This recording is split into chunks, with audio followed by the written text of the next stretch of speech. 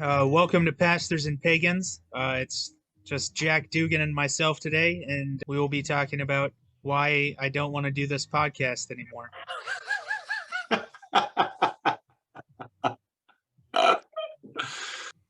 I don't know. I thought we used to have interesting conversations about stuff and things, and I don't know. I've moved past them and disregarded them and forgot about them. I think what we talk about is interesting. I just don't know if it's interesting to everybody. I struggle because my message that I feel like I have to share with the world is that your opinions don't matter and you don't matter and you're nothing and don't even worry about it. You're going to die and everyone's going to forget you. And I know, but it applies to myself, which is why I feel like there's a cap there, like, but also remember your message. Like, do you need to share it? It's a pretty happy, uplifting message that you're wanting to share with everyone, but I don't know if everybody's ready to hear it. Well, Jack, no, they're never ready to hear it. They weren't ready for Jesus. They weren't ready for Zarathustra. They're not ready for me. Well, Jesus' message was really the opposite of yours. The one that you're talking about is about as far away from his message as possible. But that's okay. Save yourself. You're important forever. Your opinions matter, and we need to preserve that for all of time. No, that's not his message either. That wasn't it? Are you sure? I think part of your message is right, that what we think doesn't matter. It is always going to be our opinion. That's why, having the word of God over our opinion is important. I'm sure it would be comforting to have some rule book to fall back on.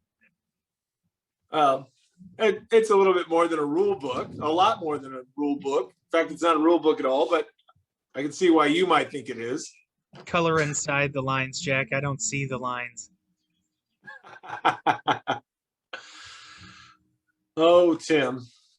So what does this mean for the future of the podcast, though? If you're losing steam, you're kind of like the motivating factor of the whole thing. I don't know. I had wanted to come up with segments like fucked up questions for your friends. What would Jesus do? There were more. I can't remember.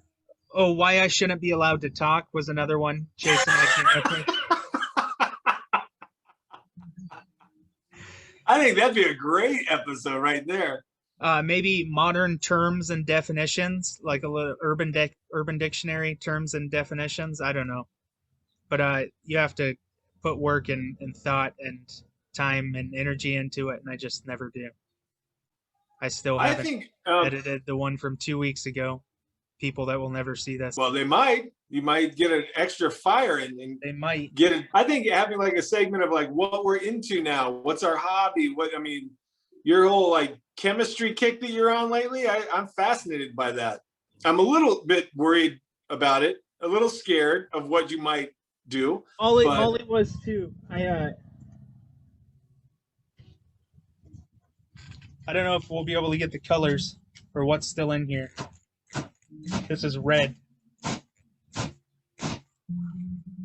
Can't see the... Yeah. It kind of looks like hairspray. Let's try green. Next one's green.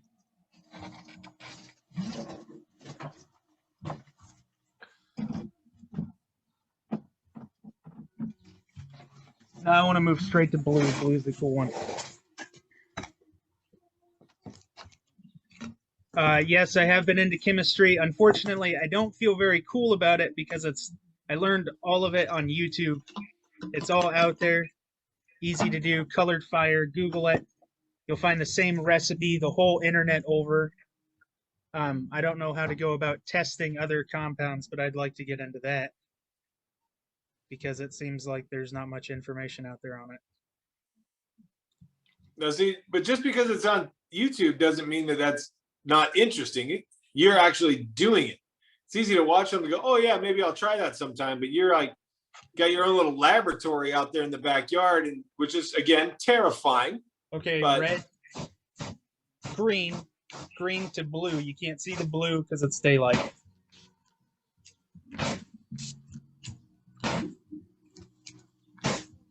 there you go. Yeah. You can see a little bit there. That's copper sulfate liquefied in hydrochloric acid and then mixed with methanol.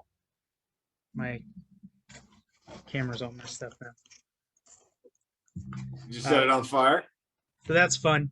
Next stage, I want to do solid fuels. I'm working with some strontium nitrate, burns red pretty. That's all. very interesting stuff. I think that's a very cool thing to have, to be doing. No one else does that I've ever known.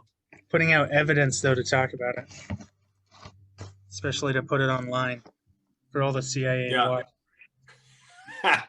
If they're watching this podcast, they are super bored. Yeah, they are. Their computer is. They aren't. That sucks too. There you go. That's better. Is that better? Edit all that out sometime in the next month. What are you into lately? What are you doing? I have been taking up photography, and I'm pretty stoked about it. So I've been doing a lot of research of the type of photography that I want to get into, and a couple different directions.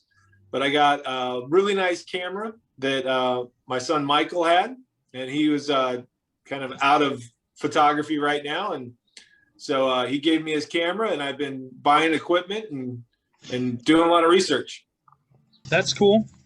Yeah. What are you taking pictures of? Anything, everything? Actually, I haven't taken that many pictures. Like I said, I've been doing a lot of research, and there's a certain type of portraits that I want to get into that are like, it's called a cross-light portrait. They tend to be dramatic. So I'll show you one of the books I got here.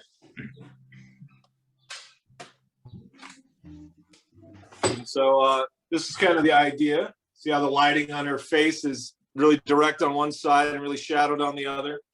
Okay. And then this is another book, same type of thing. So yeah, I'd like to get into doing black and white portraits with really kind of dramatic lighting. Interesting. Cool. Yeah. But it's been fun. I used to be really into shooting video and editing and even doing like special effects and stuff. And then I got kind of burned out on that after doing it for a number of years. And so I haven't done anything like this in years, and it's kind of fun to get back into. Cool. See, we need Chase here. He doesn't really spice it up, though. Sure, he fills the sound waves, but it's not. He does all right. He's does a good job of bringing out interesting things. You know, I think Chase balances us out.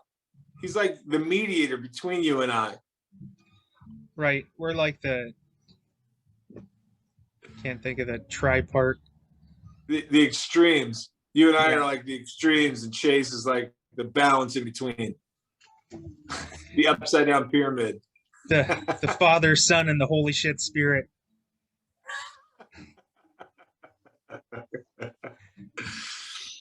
Yeah. So anyhow, I think maybe we need to think about breaking up our podcast into sections. Maybe that would make it a little more sections. Yeah, so like we do one section on what are we into lately, and then we can do another section. Okay, well, segments. That's what I was thinking. Yeah. What do you think about reaction videos? You want to do a reaction video to this nut job preacher talking about revisionist Christian history of America? No, I don't think I. Some guy. What really irritates me is the guy that hosts the video obviously paid for my information. Like, I got a link texted to me from a random number saying, check out this link. For sure you'll be blessed. Or something like that. And this guy has been posting stuff for 8 years, and it's the only video with more than 15 watches. It's got like 1,500 watches. He obviously paid for a list of numbers, and that irritated me. I only got 8 minutes into it because the guy started crying with joy about a bunch of French ships, 70 French ships with soldiers on them sinking in 1773 on their way to America to destroy Christianity. That they sunk, and he started weeping out of joy at God killing these people on ships. And I just think that like three different things, like to have that much emotion about something that happened 300 years ago, you nut job. B, to be joyous as a Christian about a bunch of working dudes dying, but 70 ships worth of working men fighting it. Like, they're no less honorable than our soldiers. They're soldiers, they're working dudes. And then three, I forget what three was, but it was just crazy. And that was 8 minutes of a 56-minute video. If you wanted to watch the rest of it with me and you could tell me why he's not as crazy as I think he is, and I can go on about how crazy he is, that'd be fun to me. No, he sounds flat out crazy. Absolutely. It makes me think of the cat lady, the one that was so famous. It was like some singles site, and she's talking about, and I really love cats. And then she starts crying about how much she loves cats because they're so fantastic, and she wished she could just pet them all. And you're like, that's crazy. And so I think the internet gives a voice to every crazy person that can buy a phone or a computer. This was in front of a church in the early 2000s that it was recorded. There was a lot of people there. Doesn't mean that he's less crazy. It just means that he found people that will put up with him. Well, I just thought it'd be fun to make fun of him and this douchebag Samuel M. YouTube Samuel M. Yeah. No, now like if we wanted to do like a reaction video to watching WandaVision or something like that, bro, I'm in. Pedestrian, gray. Such a gray podcast. I want a more interesting podcast.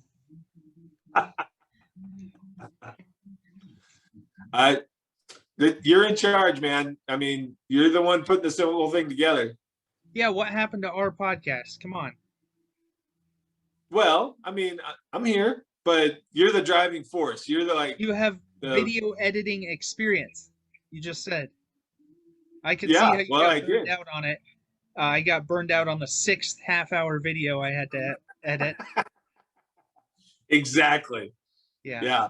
Hours and hours of video, and when you're all done, you render it and find out there was still a mistake you missed right at the beginning, and yeah, it starts getting really burdensome. So fire is so much more fun. Burning things is great. Yeah, it's right now. It's my favorite part of it. I think this chemistry thing is your chemistry kick is a very interesting one. I'm interested to see where that's going to go. Yeah, it is neat how accessible this all is in today's world. I would have thought it would be a lot more locked down than it is. But you can get it all at Home Depot. Everything you need to make pyrotechnic products for enjoyment and entertainment purposes only. Nice tag. I like that. That's for the FBI who's listening. The CIA, yeah. They're definitely going to frame me for something. They know where I am. Homeland Security is like, oh, well, never mind. He said it's just for entertainment. That's fine. Yeah, the guy at Napa was concerned too. Yeah, when you start buying drums of fertilizer, then they're really going to pay attention. No, I just need 150-gallon barrel. That's all. You guys only have one bottle of pure methanol antifreeze. Do you have any more? And can I get like 6 road flares? Are you making a bomb? No. Red tiki torches. I promise. Yeah, it's funny that he asked that question. Are you making a bomb? It kind of sounds like you're making a bomb. No. Then I had to show him videos of the tiki torches. Yeah, if the Napa guy's suspicious, other people will be as well. Yeah, sure. I don't think the neighbors. I was making fireballs back here last night, and I don't think the neighbors were very comforted by it. Well, I'm interested. Like I said, a little bit terrified, but interested to see where it's going to go. Yeah, just make sure it's not too dry in the backyard, maybe. Yeah, I got a hose over there. Fire extinguisher, maybe. That'd be good. Yeah. See Or a if bucket of water. Someone leaves one at the dump, I'll bring it home.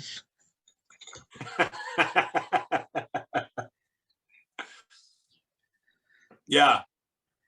All right. Well. Yeah, that was fun. So. Episode 7. Hey, we made it. 7 episodes. The death of a podcast. Oh, hey, I just came up with the name. Episode 7, The Death of a Podcast. Perfect. Okay, man. Okay, that was fun. Internet, I apologize. Maybe we'll have a more entertaining podcast for you. More content next time. Or maybe I'll delete it all. Don't forget, you don't matter, you don't mean anything, and you will be worm food. Goodbye.